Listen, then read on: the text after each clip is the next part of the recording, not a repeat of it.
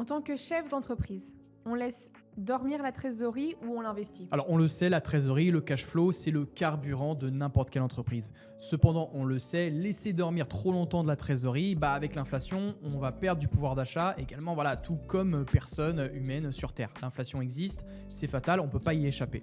Cependant, ce qu'il faut bien construire, c'est de séparer la trésorerie court terme à l'excédentaire, c'est-à-dire donc la trésorerie plutôt très long terme. Donc l'idéal, c'est de bien savoir ce qui sort sur le court terme, donc toutes les dépenses donc impératifs, puis ensuite on voit qu'est-ce qui reste vraiment sur plusieurs mois sur notre entreprise.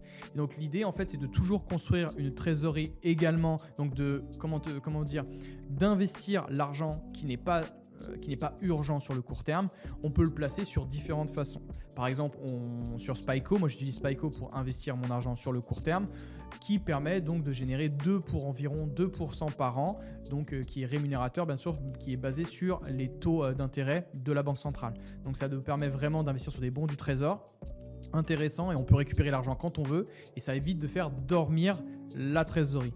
Mais bien sûr, il faut toujours être conscient de bien raisonner en tant que trésorerie court terme et excédentaire pour, si besoin, de récupérer le cash pour ensuite la faire fructifier ailleurs. Après, bien sûr, là je parle sur de la trésorerie court terme, mais on peut très bien placer aussi sur un horizon très long terme. Donc ici, on peut investir soit sur des CPI, on peut également investir sur des stablecoins en crypto-monnaie, on peut également investir en bourse avec différentes actions, mais ça, c'est sur des placements qui sont plus long terme. Donc en fait, voilà, il faut vraiment raisonner en tant que trésorerie court terme, qu'est-ce qu'on a vraiment besoin à court et qu'est-ce qu'on a besoin à long terme. Comme ça, on peut mieux définir ce qu'on peut placer ou non. Par ailleurs, pour les chefs d'entreprise qui souhaitent se lancer en bourse et construire un portefeuille performant à long terme, commentez 4D et je vous enverrai une vidéo 100% gratuite qui vous explique toute ma stratégie que j'utilise avec plus de 1000 de mes élèves pour surperformer en bourse.